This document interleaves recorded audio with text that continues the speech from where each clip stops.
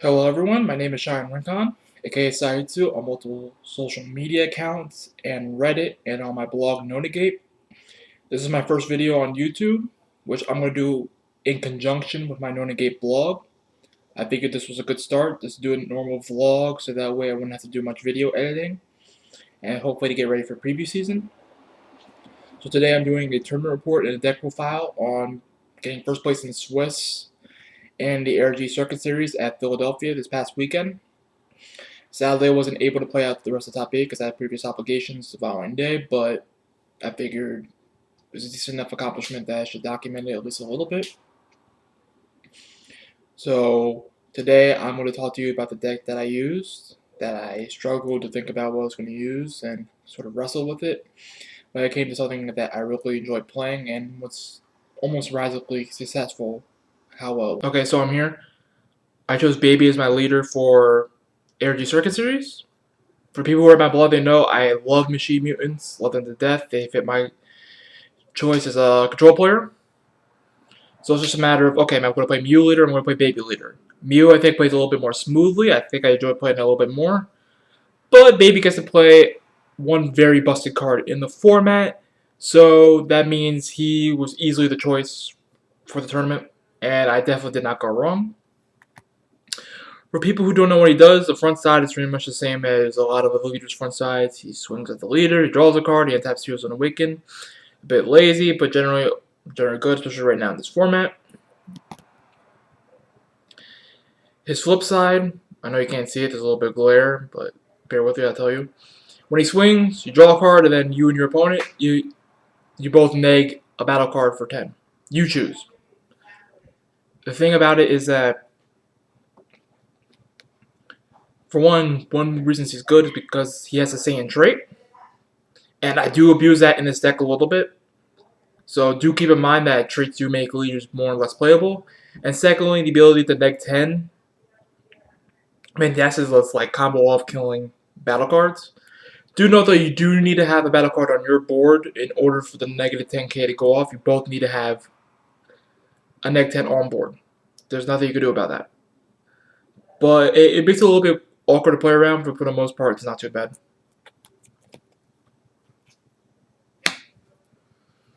Now we're going to get to the main deck.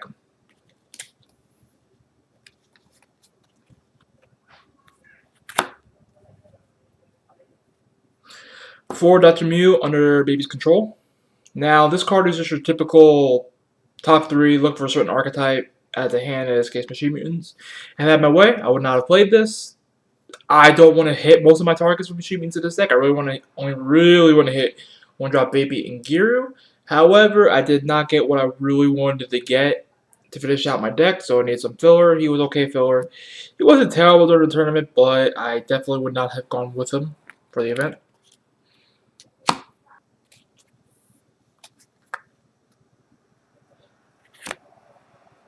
So 3 intensified power trunks and 1 Saiyan Kaba, which is trying to hide in there. So why that ratio? I only had access to 3 trunks and 1 Kaba. The ratio played out really well though. Almost surprisingly well. Because ultimately, I only want to see a Kaba in certain situations over trunks, but those situations are really good. Preferably either to drop someone from 5 to 3 and then mess up their awaken ratios, or later in the game where he could potentially steal a win. Now that didn't really happen, but he was good to have for those situations. And then trunks obviously is more preferred in the early game because critical is a little bit more relevant in the early game. And I don't have any chase type trunks, so playing more than 3 was really not necessary. I wouldn't be opposed to going 2-2 on this, but I think 3-1 actually played surprisingly well. I actually enjoyed it.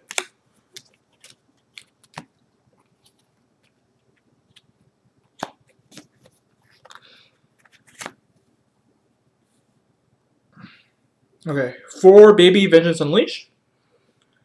This is, in my opinion, the centerpiece of the entire deck. It's not the most busted card in the deck. We'll get to that as the last card in the main deck, but this card is extremely strong. So what it does is, it's a unit absorb on the board. So the only target in the deck right now is Saiyan Strength Baby. So you put him on board, or if he's already on board, you choose any other Baby or Vegeta GT. You put it under this card.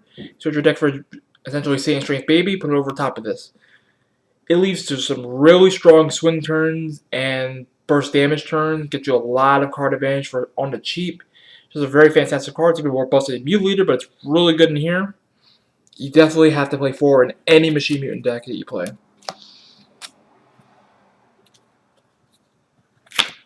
For Giru, typical super combo, it's Machine Mutant, so it's a little bit more relevant here because I am playing build what drop Mew. Other than that, you know, typical super combo stuff.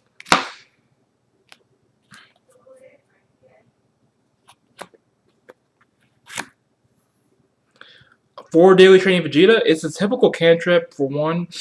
It's not the bestest format because 2 is playing 2 energy for something is a little bit of a commitment right now. You really want to be having a little bit more impact on board. He was okay though for slower matchups. To play it on board, most players will leave this alone because it's not worth the resources to kill it. And then that means you can play Baby Vengeance Unleashed at any time. Put this under it, go into Saiyan 3 Baby. Pretty good. I'd probably drop this to 3 later if I had a 3rd Digging Deep Vegeta, but it was still pretty good. At worst, it's just a charge of energy, which is not the worst thing to have.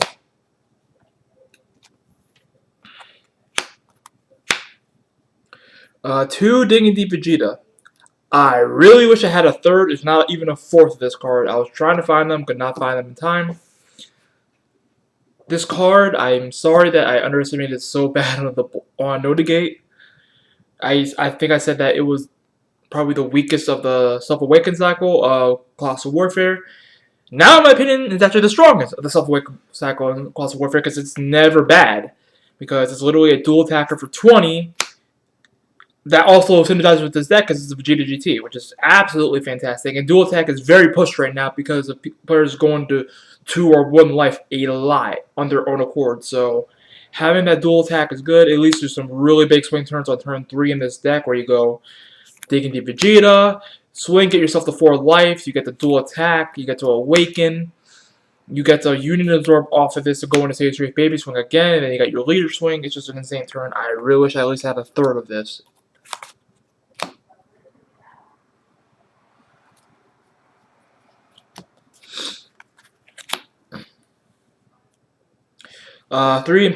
Four Impeccable Super Saiyan Kaba. This deck has one big issue, and that's barrier cards, because it can kill damn near anything else that exists, but barrier is a struggle. So I need a little bit of insurance against barrier. I don't have any Jiren's Fist of Justice, so that was out, and Regional Vegeta is not out yet, so I can't exactly use that. So this was my go-to. Because Baby is a Saiyan on his backside, he does become a 20k attacker when Baby's awakened, which is fantastic. He gets all the benefits. So he gets to attack the battle cards. He can sneak in the final damage if your opponent's at 1 because he cannot be countered, though this deck does not have a particularly great final swing turn where you just come everything off in your hand. It's usually not really good at that, but it's there if you really have it. For the most part, he's just good at picking off weakened battle cards where I would have him at like 10 or 5k thanks to Baby Leader, and then at 20k that's coming in, most people aren't spending an extra 2 cards to defend something, so he was just good for that. I probably would not play it at 4. 2 to 3 seems like the right number for this.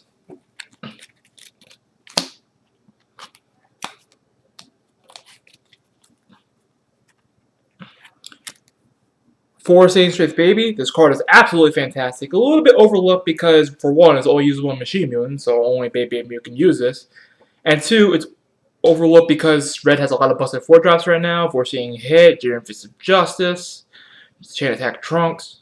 So people forget how good this card is. It's essentially come on board, kill something, draw a card, and then typical 4-drop 20k double strike body. Card's just really good for what it does. You know, if Beerus is here, like Beerus, energy boosted Beerus is here in play, this is essentially a better version of that. Plus, you can get it out of the deck for 1.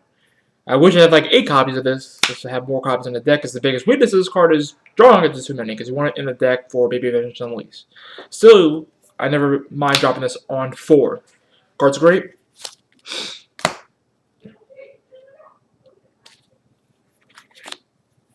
Three, Apocalypse Grudge Great Ape Baby. Now, people would be remiss in thinking that this is the centerpiece to the deck. It is not the centerpiece of the deck. As a matter of fact, I only dropped this twice all day. Though, admittedly, the times I did drop this, I won the game pretty much immediately. I would say this is more the centerpiece in Mutilator because it's a hell of a lot easier to drop when you can just play a baby out for free and then just put this out on top of it. But even in here, it's mostly a bonus, but when you drop this, you should be winning the game because the amount of impact it has on the board for even one turn, or at least one of your turn and one of your opponent's turn, is absolutely insane. You're drawing 2, you're just killing 2 cards. It's a triple striker, and that mattered. It's just absolutely powerful, absolutely pushed. It's the main reason I wish I could have played Mutilator instead, but it was still really good in here. I did side it out though because there's some matchups where it just doesn't do anything. 2 Trunks Power Overseeing Time. Now, this card's been overlooked again, mainly because everybody's on the Scientist Fu kick, because, well, Scientist Fu is probably the best overall part of the game, but people forget how good this card is. This card won me the game every time I dropped it, or at least showed that I was going to have to drop it, because it's basically a 2-drop 20k double striker that gets you back a card, so it's either getting you back usually a super combo, or it's getting you back another big attacker to swing for game. That mattered twice, where I was in engage procedures. Me and my opponent were on low cards in hand. I would drop this, either get back another threat or get back a super combo and just win from there.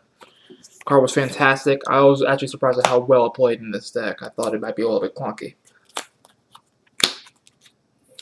1 Mirror Creator Absorbed. Now, admittedly, I was only going to play this as like a meme. It's just for fun because I'm borrowing this from a friend. It's like, hey, try it out.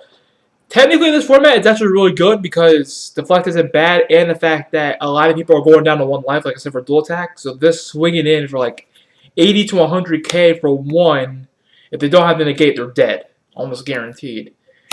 There was only 1 game where this card would have actually come into play. Would have been 2, but I got Chain Attack Zenoed this out of the hand because he saw it coming. Probably should have been Scientist Fu. I should have just sucked it up and played it, but I just want to play this for fun. Scientist Fu was just better.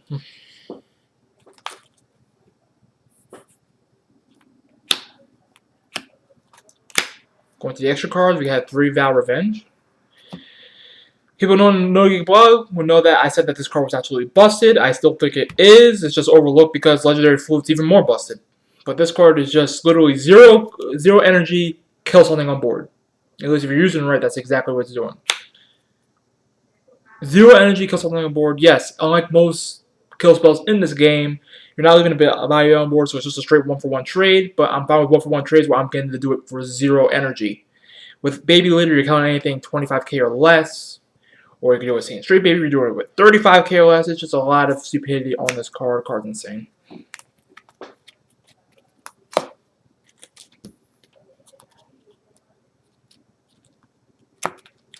Three Columns Awakening. I wish I had this at 4, but I only had 3. Card models will just read more 10k, a free 10k combo in your hand. On defense. On offense is somewhat like a 5k, but on defense it's a 10k because of how the numbers work in this game. So it's just really good for conserving hand size and just like beating things like, okay, they ran Intensified Pride and Trunks, they could block with this 1 card instead. Just really good. I really wish I had 4 of this because it's pretty much never bad. Even on offense, you can always use it as a simple combo card there. 4 Unending Awakening. I wish I had this at 3, but it was still really good. Because, again, Baby is a red Saiyan on his Awakened side, so when he's awakened, this does get the full effects of the 5k until end of turn. But that's the reason I want 3 of this, because early in the game, it's just a generic negate that doesn't really do much. It got me killed in round 1, because I had too many of these in hand instead of something else. But later in the game, this is a lifesaver because it forces your opponent to use up more resources and lets you use less resources in order to defend yourself. And now the most busted card in the entire deck, and one of the top 5 cards in the entire game in my honest opinion, if not top 3. Revenge Deathball, or RDB as I like to call it. This card is absolutely broken. At its absolute worst, it is a 25k swing against a battle card on defense. That saved me in a lot of final swing implications where your opponent will swing in. I could just play one of these and just cut the legs out of their combo ability. And yeah, that really helped me live and conserve card advantage in my hand, so that way I can actually kill on the crackback. At its best, this model will be a more busted version of Shugesh Xbox Series Son Goku. Because I don't need 2 cards for this. You want it because how the rules work in this game. Combo power is not applied until the resolution of the battle step. So if the opponent's battle card is at 50k or less, it doesn't matter how much they combo. I play this, it's dead. It could be 100k post combo, doesn't matter. This is dead. Now again, that only applies for combo power, so things like extra cards like Revenge Death Blow or Sensu Bean, or just effects like if it's Fine Power Drunks, those will apply immediately, so it doesn't like Sensu Bean comes into play. Can't kill, but again, it's still amazing defense. Pretty solid on offense as well. It's just an absurd swing. I got so many 2-for-1s, 3-for-1s, even 4-for-1s with this card. I can honestly say that this card is the only reason you play Baby right now. It single-handedly won me a ton of games. What more can I say about that card? Coming into the side deck, 3 Ultimate Judgment Jocko, more defense. Came in clutch actually against Trunks Lineage because I would be able to play this. Bounce other back to your opponent's hand. Like bounce a Bardock back to their hand, like they're going for a Wall of Iron play, and then it's a blowout. That's what happened in round 1, game 2. Otherwise, it's just great defense to make sure that you conserve more hand size, because hand size is extremely important in this game, so you want to conserve it as much as possible. It's up to you do it as much as possible on defense. 3 Bodyguard Logic. This card was kind of okay. I actually think I only played it for free once in the entire day. It's still just great to have in most decks on the draw because it's usually just an instant Cyber Dragon, put it on board, it's a body on board either for offense or defense. But a lot of players are playing around it now, so be aware because Flute, Swap, whatever, what have you, it's a lot easier to play around the card. I still think it's really good to have, but it didn't work out as well as I liked. One time this Fu, I should have mained this. I was stubborn. I didn't main this. I actually never even got to play it. Best overall card in the game. I really should have main deck this.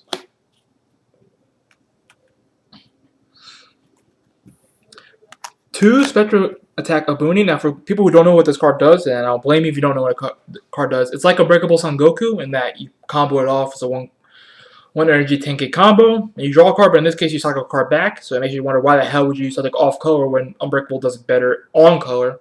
The reason is that I would actually like to cycle things back with this, mainly Saiyan Strength Baby. I want those in the deck.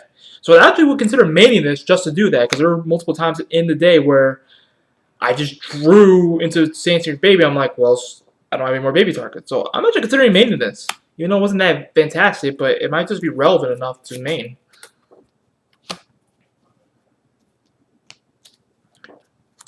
Two Time Controls Konoha would have been in the main, but again, circumstances didn't let me.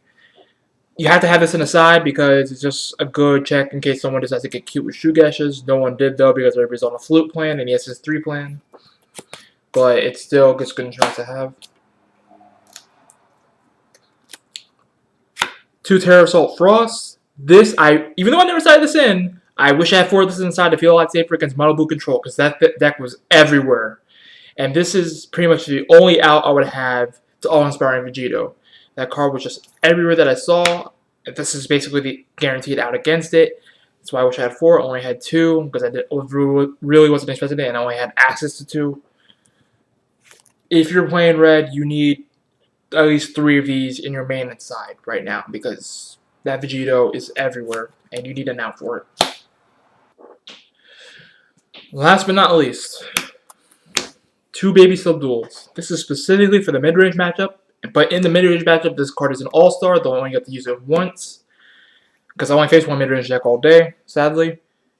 Unfortunately, I didn't get to do much, mainly because Foreseeing Hits saw this card coming, and thus my opponent completely shifted, thus I really got to use it on Topo, and it was a really bad play in hindsight. But imagine the cards this card can steal, and it can steal a lot. It can steal Keflas because of Baby Litter. It can steal Keflas, it can steal Apes, it can steal Bergamo. Card is insane, but only in the mid-range matchup. Only side that's in that matchup. This is why it's in the side. Don't put it in for anything. If it's aggro, you're dead. If it's control, it's okay, but most likely they're just gonna kill whatever you steal anyway. So you are better off just going 1-for-1 with something else. But I love the card. You definitely should have at least 2 on the side. Okay, so for a tournament report, I'm gonna keep it pretty simple. because a lot of my details are on the blog and I don't want to make this video too bloated. Round 1, I faced Trunks Lineage. I got blown out in Game 1 because I had pretty much no defense, and I figured the matchup would go like that. Game 2 and Game 3 show the weakness of Trunks Lineage. If it does not open the Bardock, it goes really slow. Plus, I actually opened my Revenge Death Balls, so I pretty much blew him out of the game both times because I Revenge Death Ball to Hardcast Goten. He could not get anything going. I remember one game I actually blew out his Bardock Will of Iron play because I had the Jocko. It was pretty stock standard from there. Round 2, I faced Mono Blue Shu, or Shu Control, whatever you have. That deck is slowly gaining some popularity thanks to the ARG States and BBG States and Jonathan Rodriguez. That deck is insane. It blew me out both games. I made a dumb mistake in Game 1 because I left myself at 3, and my opponent was at 3, so he went all at across Vegeta. I didn't have the gate. I was dead. In Game 2, I just got washed. Round 3, Round 4, I had the no-show, which was insane, so I just watched the Invitational. Round 5, I faced off against Kefla mid-range. Extremely grinded Game 1. Ended up winning because his 14 hits weren't doing anything to me because all my defenses and extra cards. I lived the final turn. I was able to go Trunks Power at the same time into Saint Drain Baby. Won from there. Game 2, I knew I wasn't going to win fast because this deck does not win fast at all. So I pretty much just did my best to hold on until time, which is what happened. Again, 14 hits was doing nothing to me. I had all the defense in the world. He just could not crack me. Round 6, facing against Jonathan Gross, playing he was playing Blue-Red Rurigon Aggro. Game 1, again, I had the Revenge Death Balls. I was just blocking all his stuff. He, again, went to another final swing. I was actually able to get Grady Baby on board, which is fantastic. Ended up winning me the game on the swing. If not, Mira would have followed up and definitely won. Game 2, he bricked like a mofo. He had everything he needed except for a 1-drop. Because he had 3 flutes, he had Yoni's Rear Trunks ready. He was just 1-off, he had the 1-drop. He didn't. Not that it would have mattered in that case, because I actually had 2 Revenge Death Balls waiting. But you know it's bad when you have to flute a Legic without swinging 3 times at the same turn. That's how bad he was desperate for action, couldn't find it. I felt bad, but I had to get the win. Ultimately finished first at Swiss. I got pretty emotional about it, but I was pretty happy with it. All my opponents were fantastic players, fantastic people. I enjoy playing with every single one of them. I hope to be able to play them again and meet them again. They're all great people. Also got to meet a bunch of other people at the event. Got to meet Pat O'Neil for the first time. You know, we've known each other for I known him for 8 years through Naruto. I'm happy for him. He was able to get 3rd at the Invitational. Absolutely fantastic. I have to give my congratulations to him. Support his channel, Tsukiyomi. He deserves it. I think he's absolutely earned it. I got to meet Danny Hype, Player of the Year for ARG. One of the nicest guys you can meet. Absolutely pleasant to be around. You know, I remember telling him that I got the first in Swiss with Baby, and his eyes just lit up. It was just a cool moment. You know, I think he's a real cool person. I hope to get to speak with him again. He was great. Yeah, but pretty much everyone there was just fantastic to be around. I enjoyed the event greatly. I hope to be able to do it again. I hope to be able to do these videos again. Hopefully I was eloquent and clear in my video. I want to be able to do this alongside my preview articles coming up on Fridays. We are in preview season, like usual, with World Tournament. Hopefully I'm able to do that alongside my blog. Maybe I'll either write up in conjunction with the video, or I'll write up the article, not post it, but have it ready, do the video, and then post them simultaneously. We'll see. But that's my hope. And maybe I'll do other videos on other things in this channel. But until then, next time, thank you very much, guys, for listening to this. I hope you enjoyed it. I think I might be a little bit dry, but hopefully you'll get the hang of things. Thank you very much for your time. I hope to see you next time.